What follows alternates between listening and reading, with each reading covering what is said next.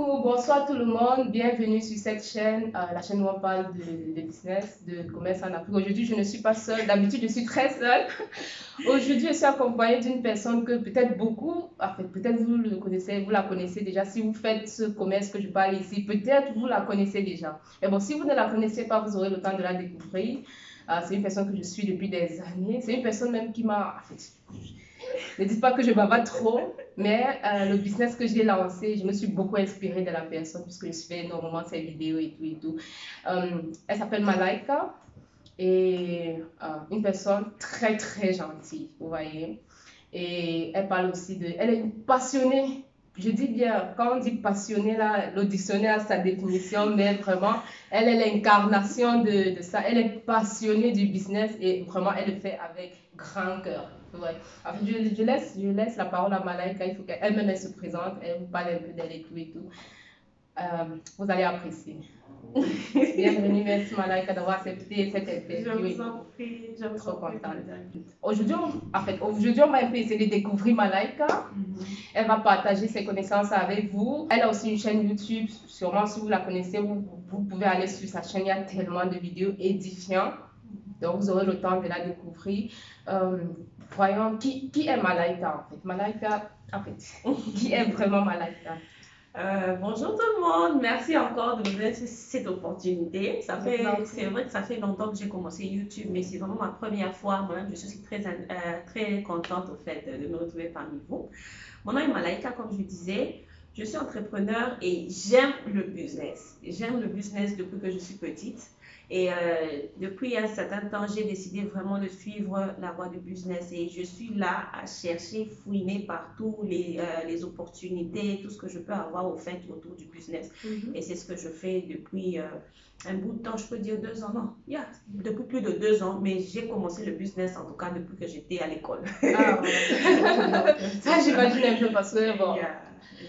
En fait, quand vous la suivez, elle est je ne sais pas comment elle peut se dire, elle est bonne. Elle est bonne, elle est très très inspirante, je vous assure. Merci beaucoup. Et comme je vous ai présenté en début de semaine sur cette chaîne, je suis en Turquie actuellement. Je suis venue en Turquie faire mes courses, faire mes achats et justement, je me suis fait accompagner par Malaika. Parce que là, j'ai eu l'occasion de la rencontrer, de profiter de ses services parce que vraiment, ça c'est vraiment un profit à moi. J'ai eu cette opportunité-là et vraiment, je ne peux pas vous... En fait, j'aurai le temps de vous faire le Gombusa. Merci beaucoup. C'était assez bien. Malaika, elle est située en Turquie.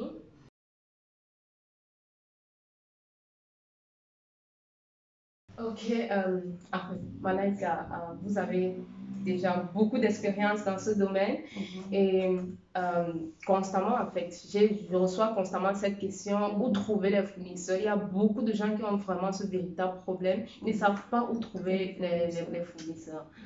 Ils ne savent pas où se faire fournir, quelle est la qualité de la marchandise qu'il faudrait prendre, à qui prendre cette marchandise. S'il vous plaît, qu'est-ce que vous pouvez conseiller en fait, aux gens qui suivent cette chaîne? Personnellement, hein, ça dépend déjà. Vous savez, quand vous voulez faire le business, vous devez déjà savoir ce que vous voulez faire comme business. C'est une question que moi je reçois aussi. Le problème, c'est que les gens veulent qu'on leur dise tout de A à Z. Moi, je fais une vidéo, je te dis par exemple que tu peux faire de l'argent, par exemple, en vendant les beignets. Ce n'est pas obligatoire que tu fasses de l'argent en vendant uniquement les beignets. C'est juste une idée. Tu peux utiliser ton cerveau pour penser à une idée qui te sera rentable. Parce qu'un business dépend de votre pays, de votre ville, ça dépend de la clientèle que vous visez pour votre business. Ça, c'est déjà l'origine, en fait, du problème. Et deuxièmement, quel business lancer viendra de toutes ces questions-là. Quel est le problème dans votre communauté, dans votre pays? Où est-ce que vous voulez vendre? Quel est le problème que vous essayez de résoudre? À partir de ça, vous saurez quel business lancer. Il y a des business que vous pouvez lancer avec $10, avec $50, avec $1000, avec 10 000, avec 100 000. Donc, le problème, c'est quel business je vais lancer. Et ce business-là, ce n'est pas moi qui va te le donner. Pourquoi? Parce que là, vous êtes camerounaise, moi je suis congolaise. Ce qui se vend bien au Cameroun ne se vend pas bien peut-être au Congo. Alors, si je vous donne une idée qui marche bien au Congo, ce n'est pas sûr que ça va marcher au Cameroun. Ah oui. Donc, c'est à vous de regarder autour de vous, mais qu'est-ce qu'il y a au Cameroun, qu'est-ce qu'il y a au Togo, qu'est-ce qu'il y a au Bénin que je peux faire qui peut me rapporter de l'argent. À partir de là, vous saurez comment vous allez commencer votre business. Oui. Parce que vous pouvez vous retrouver, par exemple, je prends un exemple, si vous avez une idée de vendre devant un immeuble de l'administration publique de l'eau, c'est pas 30 $ ou 40 $. Peut-être avec 50 $, vous pouvez commencer votre business. Mais vous pouvez aussi dire avec 10 $, moi je vais vendre, je peux commencer à faire la photocopie. Vous avez une petite imprimante, vous achetez les papiers, vous commencez à faire la photocopie. Oui, c'est clair. Et là, vous pouvez acheter cette imprimante là peut-être soit dans votre pays ou bien essayer d'acheter ça à l'extérieur. Exactement. Mais je voulais aussi demander pour ceux qui veulent faire peut-être dans le vestimentaire ou bien les produits cosmétiques, là, les femmes, peut-être acheter, parce que beaucoup de gens qui me suivent font ce qu'on appelle le dropshipping, peut-être sont en Europe, ils achètent en Europe et essaient d'acheminer en Afrique. Et le véritable problème dans ce cas, c'est que vous n'avez pas des grandes quantités. Donc vous êtes constamment en rupture de stock. Oui, en tout cas, en Turquie, on est en rupture de stock constant. Et le problème, c'est qu'il n'y a pas une fluidité de communication entre nous, les agents, et les fournisseurs. En Turquie, je ne sais pas, vous êtes là, vous pouvez aussi remarquer ça. Un Turc, tu peux lui dire, ok, moi j'ai des clients qui veulent acheter ça, il va te dire, oui, amen, amen, amen. Le jour où tu vas emmener ton client, tu auras honte parce que lui, dès que toi tu pars et que quelqu'un vient avec l'argent pour acheter, il va vendre. Ah oui. Il n'a pas, il va même pas gérer, il va vendre et c'est tout. Lui, il fait son argent. Toi, tu vas aller chercher les gens sur Shopify, avec le dropshipping, le jour de l'achat de la marchandise comme ça, il n'y a pas. En tout cas, je ne conseille pas le dropshipping avec la Turquie. Mais si vous voulez acheter la marchandise vous-même et qu'on sort, ça dépend. Mais moi, je conseille aux gens, en tout cas pour travailler avec moi, le minimum est de 250 $. Pourquoi? Parce que dans les 250 $, là, vous devez payer nos frais de service. Vous avez vu que j'ai traîné pour venir, c'est pas exprès, j'habite loin. Et je travaille avec des gens que je paye. Donc, il faut que quand même que je puisse avoir un minimum pour être en mesure soit de payer la personne qui va faire vos achats, soit même moi-même, parce que time is money, vous comprenez. Donc, si je prends mon temps pour aller acheter pour vous, vous devez aussi, vous savez, payer le minimum. Donc, et j'avoue, il ne faut pas seulement voir, même le prix en fait, le rapport qualité-prix de ces services. Si vous voulez, si vous contactez, cherchez ailleurs. Moi, je ne fais pas de publicité, vous voyez, mais je vous ai toujours dit, si j'ai une information à vous donner, je vous donne ce que j'ai testé. Vous voyez, vous pouvez chercher ailleurs. Le plus important aussi, comme je dis souvent, ce n'est pas forcément chercher à gagner de l'argent. Il faut chercher à satisfaire l'autre. Et ce qui est sur vous, justement, et vous prenez du temps pour faire cela, et vous pouvez prendre ce même temps pour aller travailler pour quelqu'un et on vous rémunère. Si elle prend le temps pour vous offrir ses services, le minimum que vous puissiez faire, c'est de lui rendre ses services aussi. En fait, c'est de payer un peu pour ça, vous voyez, et je vous assure, quand Malaika m'a donné ses prix, j'ai dit, waouh, Malaika, quel genre de prix tu donnes ça? En fait, c'était très bon et ce qui est sûr, contactez-la dans le cas où vous avez besoin.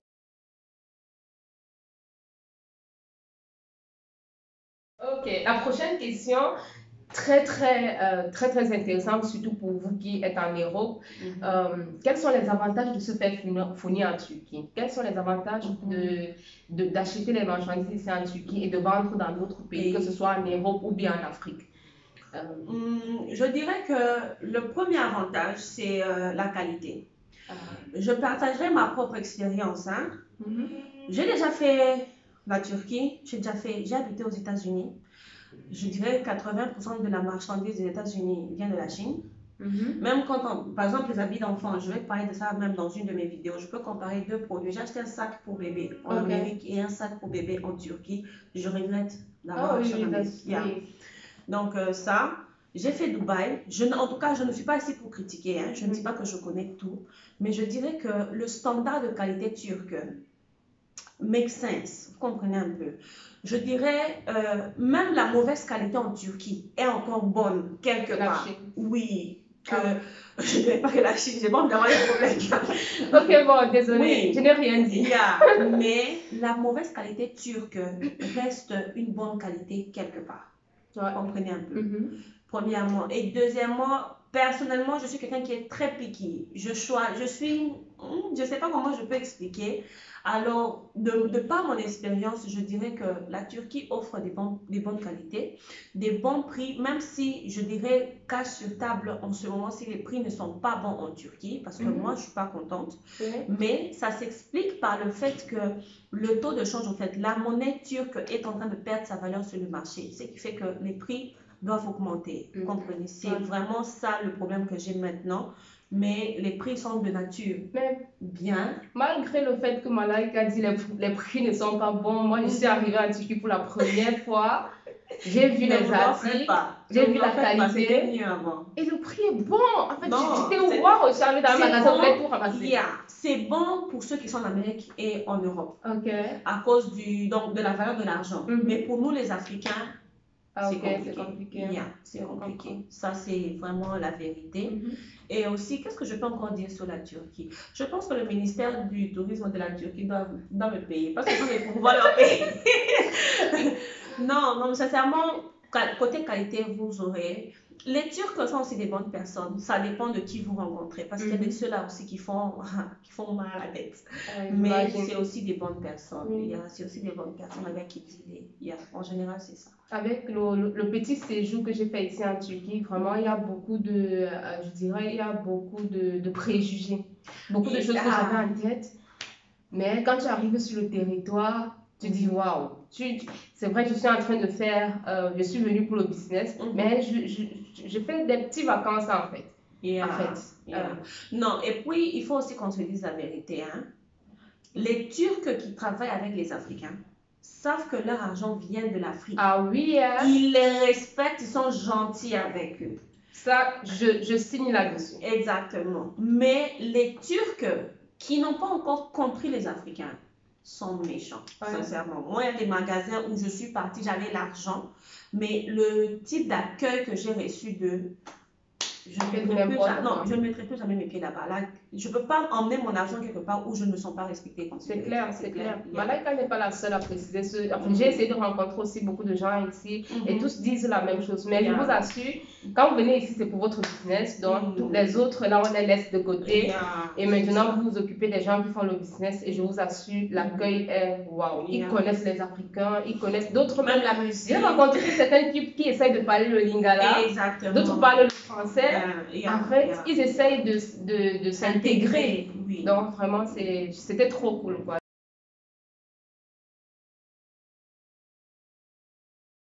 De nos jours, beaucoup de gens, si vous avez constaté depuis à peu près 2 ans, il y a eu, du moins ce que j'ai constaté, j'ai eu l'impression qu'il y a l'explosion du commerce en ligne.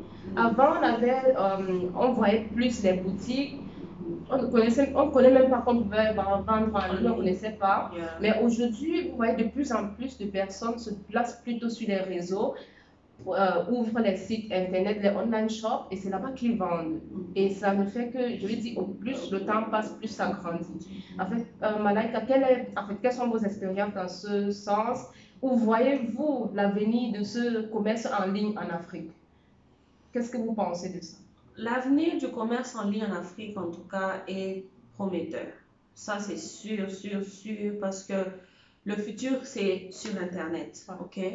Mais ce que je dirais, je prends un exemple comme le site Jumia. Jumia est assis dans le monde anglophone. Ils sont assis au Nigeria, ils sont assis au Ghana, ils sont assis au Kenya.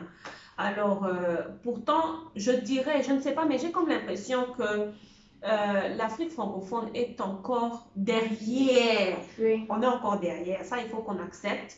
Mais dans 10 ans, en tout cas, je pense qu'on sera assis. Ce qui fait que ceux qui ont déjà commencé, ceux qui ont des connaissances maintenant, ceux qui enrichissent leurs connaissances maintenant, auront une position, au fait, une place de choix, comme on dit. Il y a une place de choix au moment où la vente en ligne sera un peu comme en Europe.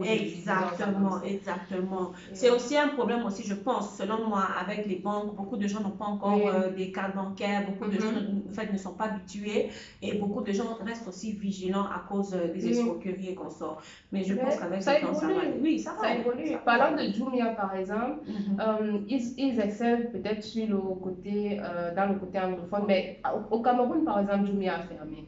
Mais c'est juste parce que, justement, ils ont eu eu cette difficulté-là au niveau local. Le commerce en ligne en Afrique est totalement différent du commerce en ligne en Europe. Pas Amazon, ce n'est pas justement, ils ont eu des difficultés à s'intégrer localement et après, ça n'a pas marché. Ils ont fait. Mais de toute façon, comme Malaika a dit, ceux qui commencent aujourd'hui, nous, on a cet avantage-là, nous sommes africains.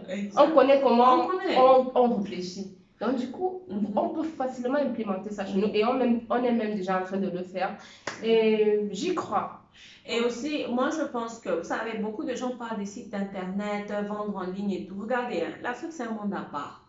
Sincèrement, c'est vraiment un monde à part. La manière de faire les autres, ça ne sera pas comment faire. C'est pas comme les Africains font. Non. La majorité de ceux qui disent, moi, je me fais de l'argent. Moi, par exemple, je me fais de l'argent sur Internet. Oui. Avec YouTube, je vous ai expliqué comment je me fais de l'argent sur YouTube. Ouais. Avec mon travail, c'est toujours sur Internet. Mon argent vient d'Internet. J'ai rencontré Malaika sur Internet. C'est la première fois que j'ai rencontré Malaika aujourd'hui. Et sur ce dessus, elle est comme sur Internet, disons ça comme ça. J'avais l'impression que je connaissais déjà Malaika. Exactement. Pourtant, je suis Malaika depuis plus de 3 ans, 4 ans. Et 2 ans. J'ai commencé à 3 ans. Oh, ça passe vite. Ça passe vite. 2014. Non. 2014. Ma première vidéo, c'était en 2019. Non, 2019. Pourquoi j'ai l'impression que vous connaissez depuis très très longtemps? Ok. En fait, ça c'est aussi Internet, quoi. Disons ça comme ça. Donc, le futur, en tout cas, Internet, c'est positif, mais ça sera à la mode, à la manière africaine. Et ceux qui connaissent déjà quelque chose aujourd'hui n'ont qu'à persévérer dans leur connaissance. Ils vont se faire ils vont continuer à se faire de l'argent. Oui. Et actuellement, l'Afrique, prenons petit exemple, la publicité sur Facebook. Quand vous mettez un produit sur Facebook aujourd'hui, en Europe, moi je vais en Europe et en Afrique, bon, je connais très bien faire cette différence-là. En Europe, quand tu mets une publicité, tu mets peut-être 10 € par jour. Ça ne te donne rien. Pour que ça te donne une vente, c'est très difficile. Mais ces 10 € par jour en Afrique, bon, disons dans un pays, mais tu vas voir combien de personnes tu auras. Donc l'Afrique est encore assez ouverte. Si tu ne t'es pas encore lancé, lance-toi. Si tu t'es à lancer, persévère.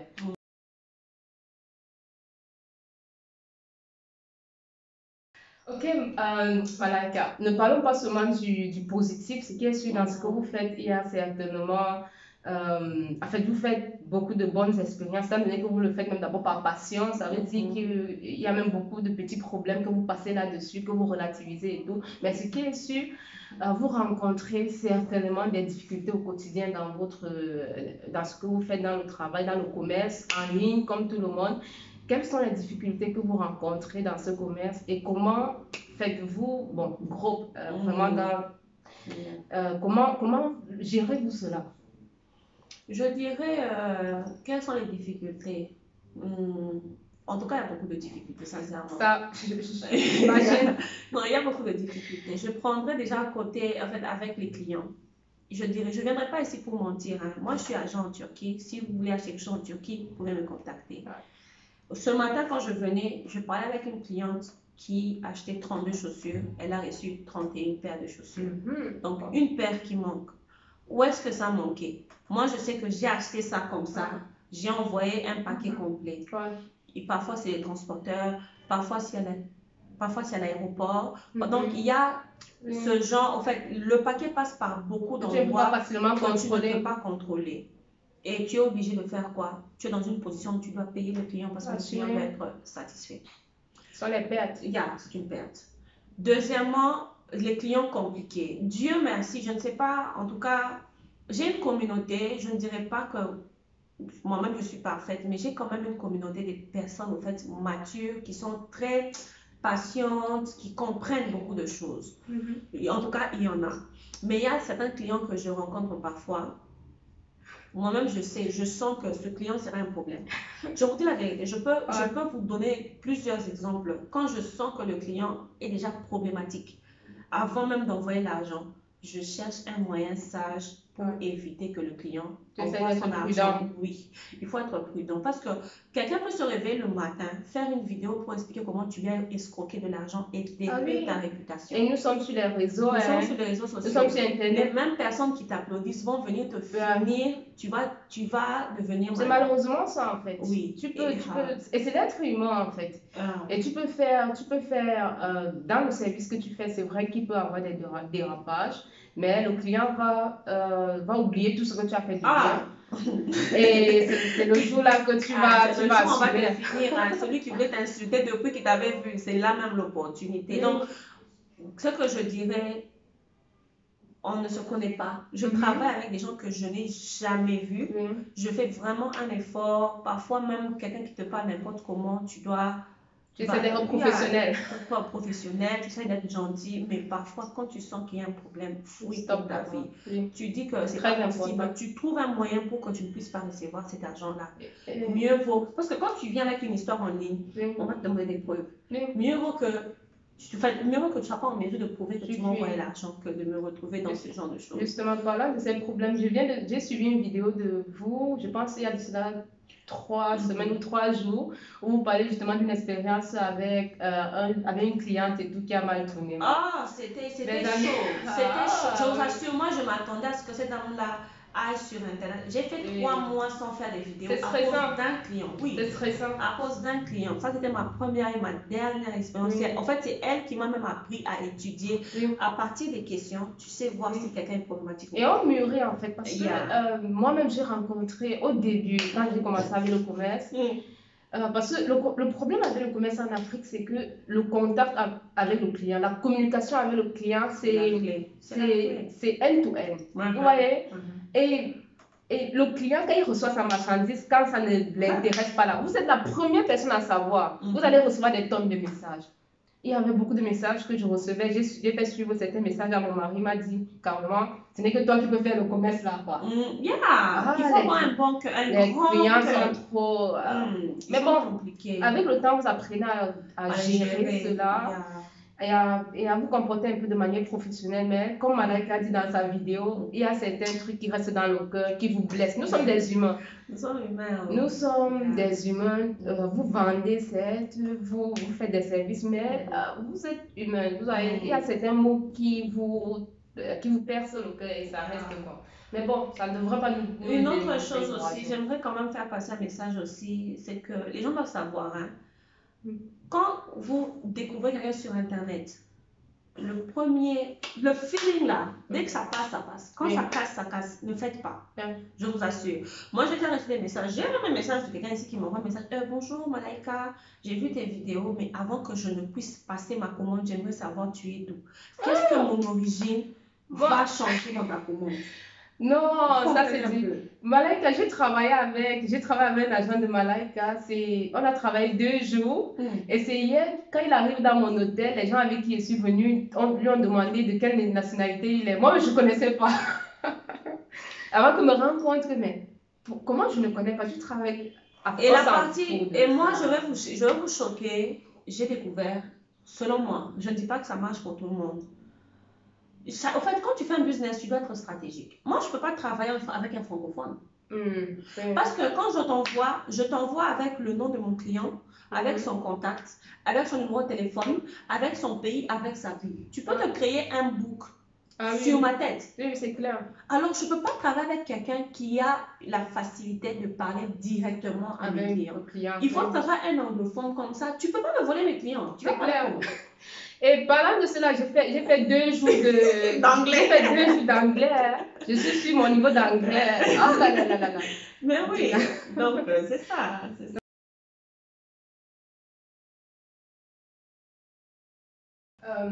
Bon, Malaika, il y a beaucoup de gens qui veulent commencer aujourd'hui.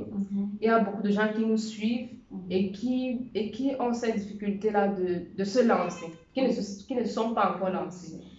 Quel conseil pourriez-vous donner à ces personnes-là? Quel conseil donneriez-vous à Malaika 10 ans en arrière? Je sais que vous avez commencé depuis l'école primaire, mais bon, disons Malaika depuis très longtemps, qui n'avait pas encore commencé avec le business. Quels sont les conseils phares que vous pouvez donner à ces gens-là? Je dirais, en tout cas 10 ans en arrière, j'avais 20 ans. À l'époque, je dirais que mon père me punissait parce que j'étais toujours en train de faire un business. Et mon père détestait ça. Je ne sais pas si mon père va tomber cette vidéo un jour, mais guys, moi j'ai souffert au nom du business. Nos papas africains pensent que ce n'est que l'école qui peut donner. Moi, mon père est arrivé au point de me demander, assieds-toi là, écris tout ce qui te manque, je vais te donner ça. Je ne veux plus entendre parler de travail, ni de business, ni de quoi que ce soit. Vous comprenez un peu le genre d'environnement d'où je viens. Mais aussi m'avait interdit de faire le business. Mais j'ai persisté. J'ai pas été têtue. J'ai essayé de comprendre déjà mes parents. Qu'est-ce que mes parents veulent? Ils voulaient un diplôme. J'ai fini mon premier cycle. J'ai fini mon deuxième cycle. Là, je suis en train de faire mon troisième cycle. Donc, déjà, côté académique, ils sont fiers. Ils sont satisfaits. Ils sont satisfaits. Et ils ont vu, avec le temps, moi, ma mère, elle est médecin de profession. Et elle a compris que moi, c'est le business ou rien. C'est vraiment, moi, en tout cas, c'est le business ou rien. J'ai travaillé, j'ai un parcours professionnel. Si je veux un travail aujourd'hui, j'aurai un bon travail. Mais le bureau, c'est pas pour moi, sincèrement. Et avec le temps, moi, tu ne peux pas devenir riche avec le bureau. Exactement. Le bureau, c'est le capital. C'est ça. Mais nos parents, parfois, ne comprennent pas. L'entourage ne comprend pas. Donc, ce que moi, je dirais à quelqu'un en ce moment, c'est qui a peur de commencer, je dirais commence. Si je savais que ce que je connais ou ce que je connaissais 10 ans passés, si j'avais commencé YouTube 10 ans passés, je ne sais pas où je serais aujourd'hui sur le point financier. Parce que YouTube, c'est de l'argent gratuit que tu te ramasses comme ça. Mais c'est aussi du travail. Il y a les idées de business. Les idées de business. Il y en a beaucoup. Si vous avez peur, si vous avez honte, commencez même dans l'anonymat. Commencez même dans l'anonymat. Mais commencez. Si quelque chose vous passe par la tête, vous savez combien de milliards de gens il y a sur cette terre. Si vous avez la chance ou l'opportunité de penser à ce business-là, ça veut dire que l'univers vous envoie un message. Commencez ce business-là. Même si vous échouez, moi, en tout cas, moi, si vous savez ce que moi j'ai déjà fait dans ma vie à cause du business.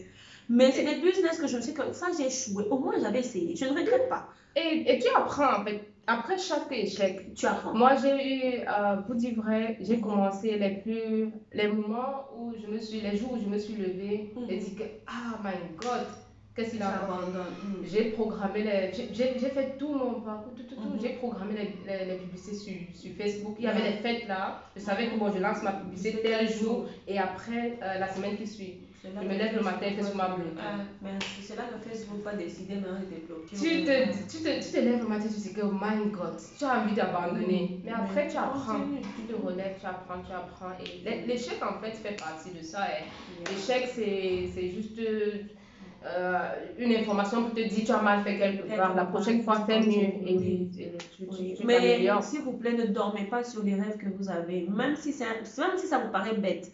Il y a quelqu'un là dehors qui vend les bonbons, mais qui envoie ses enfants à l'université à cause des bonbons en Afrique. Tu connais ça? C'est possible. Les mamans qui vendent les beignets là au marché avec la braise, elles envoient leurs enfants dans les universités, à l'école. Il y a les mamans qui vendent les arachides, vendent les bananes sur la tête. Donc, ne vous en faites pas. Il n'y a pas de petit business. Il n'y a pas de son métier. Dès que vous savez ça, c'est ça qui tue aussi l'Afrique. L'Africain veut un travail où il est bien habillé, veste. C'est pas toujours ça. Et on n'a pas de l'argent se trouve dans la saleté, au fait. C'est clair. Bizarrement, c'est là où il y a l'argent, donc lancez-vous. Et moi, je compléterai aussi en disant il faut être très curieux dans la vie et n'ayez pas peur. Moi, je suivais Malaika sur YouTube, par exemple. Elle est une youtubeuse. Vous voyez, en fait, j'étais très, très contente qu'elle accepte de faire la vidéo avec moi. Parce que moi, j'avais de la peine à l'appeler Malaika parce qu'elle elle m'a tellement inspirée. Vous voyez, vous avez commencé un business en vous inspirant d'une personne. Et quand vous écrivez à cette personne-là que Malaika, s'il vous plaît, j'aimerais faire une vidéo avec vous, elle vous dit que ah oui, je peux le faire. Il faut juste que je trouve le temps avec l'enfant et tout. Mais disons, c'est oui là, je dis que ah Malaika, ça te fait la vidéo. Il fallait me voir dans ma chambre. J'ai dansé. Non. Donc, inspirez-vous des autres. Soyez curieux. Demandez. Parce que moi, par exemple, je n'approchais pas. J'avoue, depuis peut-être 2 semaines, je ne sais pas combien de choses j'ai appris, quoi. Si je ne venais pas vers elle, n'ayez pas peur. Mais dans la communauté francophone aussi, on doit vraiment faire un effort. Les gens sont chiches avec les informations. Oui. Oui, Quand oui, tu c'est veux pas poser faux. la question à quelqu'un, ça sert à rien parce que tu sais que la personne là va soit te mentir, soit te dire que je ne sais pas, alors que la Oui, personne sait. c'est clair. Il Mais y a, posez quand même. Moi, j'ai il y a- posé j'ai contacté beaucoup de gens, mais comme Malek a dit, ça dépend toujours du premier contact. Quand vous écrivez à une personne, Le feeling, c'est important. la première réponse de la personne, je vous assure, vous avez ce feeling, vous avez ça en vous et c'est qui est sûr, ça va vous aider. En tout cas, Malika, merci vraiment d'avoir accepté, partager ce moment avec nous. Ça me fait énormément plaisir. Merci beaucoup. Et c'est qui est sûr, vous avez son contact. Je vais mettre. Il n'y a pas beaucoup de Malika sur YouTube. Vous pouvez taper et trouver. Ah, n'est-ce pas? Mais le visage, s'il n'y a pas de. Donc, je vais mettre son lien dans la description et vraiment aller la suivre. Il y a tellement de choses à gagner en fait.